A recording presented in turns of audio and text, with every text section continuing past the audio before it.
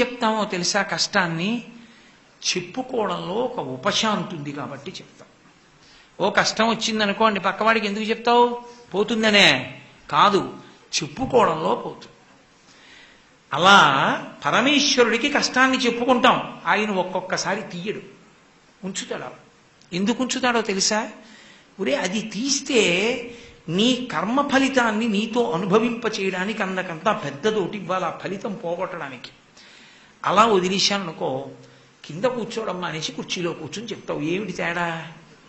అందుకని అలా ఉండు, అలా పోతుంది అక్కడతో నువ్వు చేసిన పాపం. అందుకని దాన్ని ఈశ్వరానుగ్రహంగా తీసుకోవాలి తప్ప ఇన్ని ఉపన్యాసాలు చెప్పిన నాకు మోకాళ్ళు నిప్పులు ఏమిటంటే అనుకోవాలి. భక్తి అన్న మాటకి పరిణతి అక్కడ ఉంటుంది. కాబట్టి ఈశ్వరానుగ్రహము కొరకు వాళ్ళు ప్రార్థన చేస్తారు, కష్టం చెప్తారు. అందుకు చెప్పారు, ఆవిడికి తెలియదని కాదు. ఎప్పుడైనా ఒక పురాణం చదివేటప్పుడు తత్వం ప్రధానం, అది మనకి అన్వయం అవుతూ ఉంటుంది జీవితంలో. అప్పుడు జగదంబంది తప్పకుండా వస్తా, కానీ వాడు అస్త్రశస్త్రముల చేత మరణించాడు. వాణ్ణి ఎలా చంపాలో నాకు తెలుసు. రాక్షసుడికి ఏముందండి, యుద్ధానికి వస్తాడు. ఇద్దరి మధ్య భయంకరమైన యుద్ధం జరిగింది. దేవతలు అమ్మవారి పలుపున నిలబడ్డారు. నిలబడితే ఎన్ని అస్త్రాలు వేసినా, ఎన్ని శస్త్రాలు వేసినా వాడు మరణించలేడు. ఆవిడికి తెలుసు మరణించడని. ఆవిడ భ్రమర రూపాన్ని పొందింది.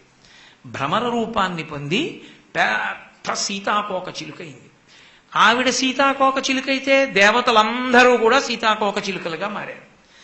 భ్రామరీ రూపములను పొందితే ఆ రూపంతో వెళ్ళి తన 6 కాళ్లతోటి తొండంతో వాడి హృదయ క్షేత్రాన్ని ఛేదించి ఆయువు పట్లని తుంచేసింది.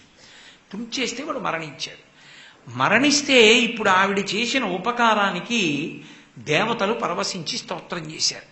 స్తోత్రం చేస్తే ఆవిడంది, ఒరే మీరు కోరిన కోరిక తీర్చేశాను, అరుణాసుర సంహారం అయిపోయింది, కాబట్టి మీరు ఇంకా వెళ్ళి క్షేమంగా సంతోషంగా ఉండండి అంటే దేవతలు ఒక వరం అడిగారు. అమ్మా, నువ్వు ఒక ఉపకారం చెయ్యాలి, నువ్వు వెళ్ళిపోకూడదు ఈ భూమి మించి. నువ్వు అవతారానికి ప్రయోజనం అయిపోయిందని వెళ్ళిపోతే మేము మళ్ళీ మిమ్మల్ని కావాలనుకున్నప్పుడు చూసి ప్రార్థన చేయడానికి, పూజ చేసుకోవడానికి సామాన్యుడికి అందవు. అందుకని నువ్వు ఈ భూమండలం మీద ఎక్కడ ఉందామని నువ్వు అనుకుంటున్నావో అక్కడికి వచ్చి వెలిసి ఉండవలసినది. ఉండి ఏం చెయ్యాలి అంటే, ఆవిడకు ఒక లక్షణం ఉంది భ్రమరాంబాదేవికి.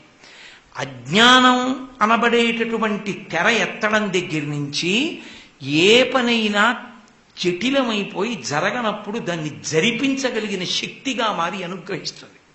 విఘ్నములను తొలగించగలిగిన శక్తి విఘ్నేశ్వరుడు ఎలా అనుగ్రహిస్తాడో అలా అనుగ్రహిస్తుంది ఆవిడ. కాబట్టి అమ్మా నువ్వు వచ్చి కూర్చోమ్మని అడిగారు.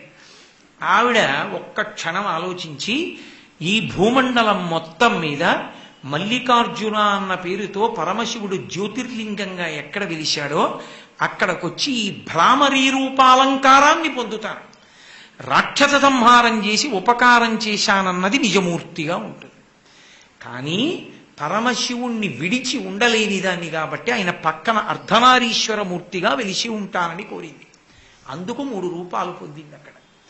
ఒకటి, ఇప్పటికీ మల్లికార్జున దేవాలయం పక్కకి వెడితే, మీరు ఉత్తరం వైపుకు వెడితే తూర్పుగా చూస్తూ అర్ధనారీశ్వర దేవాలయం ఉంటుంది.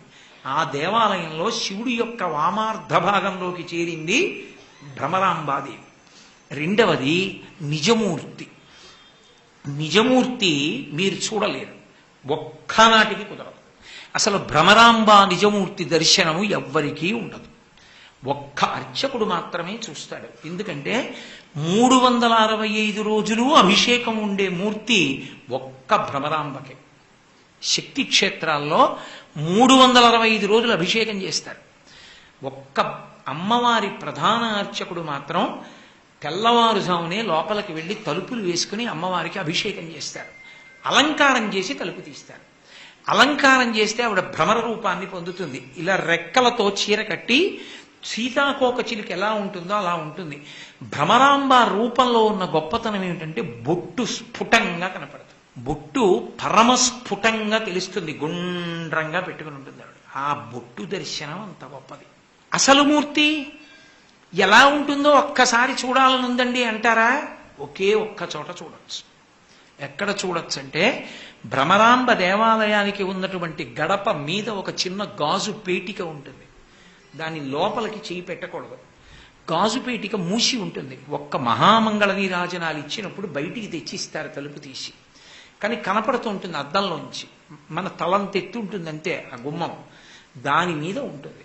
ఆమె నేను రాక్షస సంహారం చేశాను అనడానికి గుర్తుగా మహిషాసుర సంహారం చేసింది నేనే, అరుణాసుర సంహారం భ్రమర రూపంలో చేసింది నేనే అని చెప్పడానికి ఆమె భ్రమరాలంకారాన్ని పొంది నిజమూర్తిగా లోపల దున్నపోతు మీద త్రిశూలం పెట్టి పొడుస్తూ మహిష సంహారం చేస్తూ త్రిశూలం పట్టుకుని నిలబడిన మూర్తిగా ఉంటుంది.